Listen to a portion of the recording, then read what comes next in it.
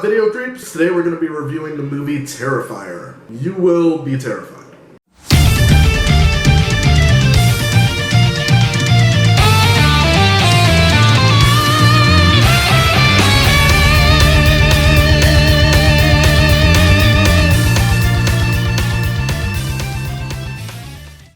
So Terrifier is the spin-off movie from the anthology film All Hallows' Eve. In that anthology, one of the stories was of Art the Clown, and this is his big top peewee. In Terrifier, it is Art's movie, and my God, does he relish the opportunity. David Howard Thornton is Terrifier. His portrayal of Art the Clown is so good. Upon seeing this movie, it's hard to not feel like he is an instant slasher. That of the likes of Leatherface and Michael and Jason. This is a character that you want to see over and over again. And the opening of Terrifier is Art the Clown getting himself together. We see him putting on his hat, getting his tools together. It's scary as it is awesome to see. Because of how this film is edited to look darker and grittier, seeing Art the Clown and his dirty fingers applying his makeup, it sets a tone that never leaves in this film. Interwoven in this scene of Art is an interview with one of his former victims, whose face is just fucked, and she's telling her story.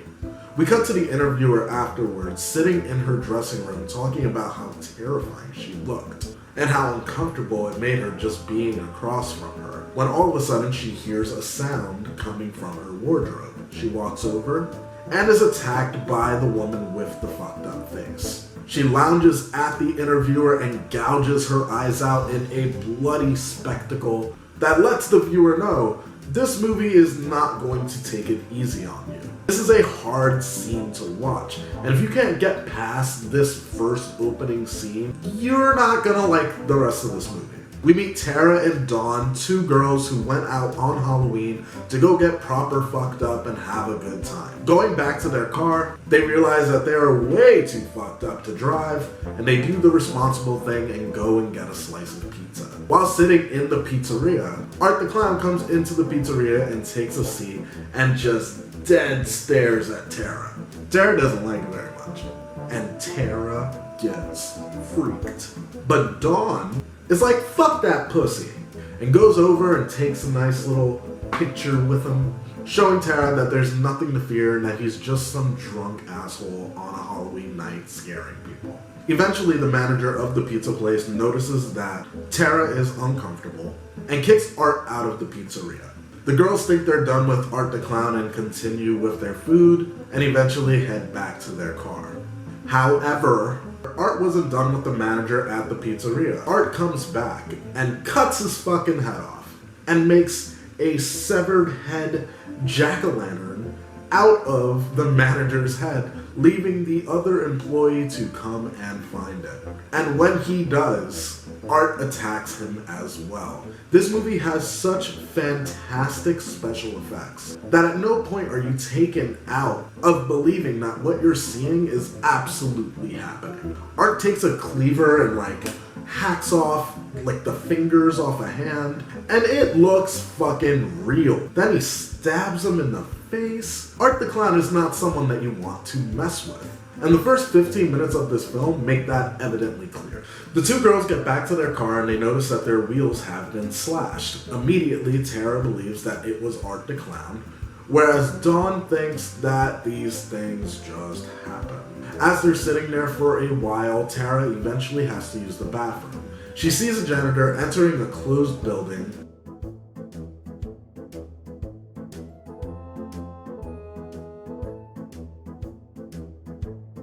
and when she finds him, he is cradling her baby doll. And her not wanting anything to happen to her precious baby, offers herself in her baby's place.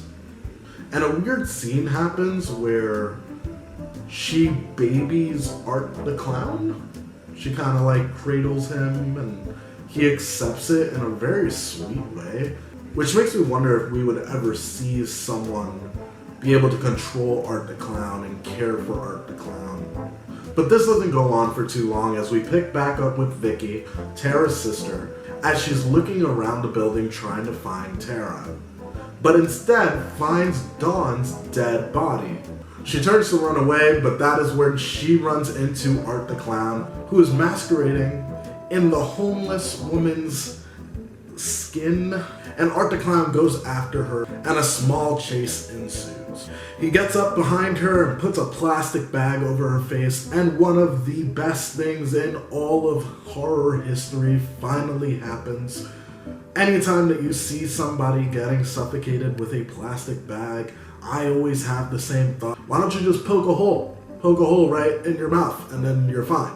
You always see them trying to grab the person behind them or like try and get their hands off. Fuck that shit. Just fucking, pop a hole. Once she pops that hole, the bag rips off of her face and she's able to get away. And finally finds Tara propped up onto a chair with like Christmas lights and a whole bunch of other fun stuff. Art the Clown has a very promising future as a gift wrapper. Art catches up to her and corners her and begins to whip her kinky.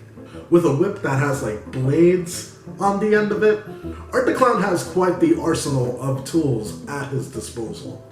But as he's whipping her, the janitor comes back, not dead, and hits him over the head with a plank. This is short-lived as Art the Clown gets back up, grabs a statue, and smashes his head in. But that gives Victoria enough time to run away and hide in a barn, which Art the Clown gets into a car and drives right into the barn, capturing Victoria in his clutches. And before she can get away, Art bends down and proceeds to eat her face. He eats her fucking face. The cops are able to catch Art the Clown, but unlike Mrs. Firefly, he takes out a gun and actually shoots himself, killing himself in the process. The cops go over to Victoria's body, and they realize that she's actually still alive.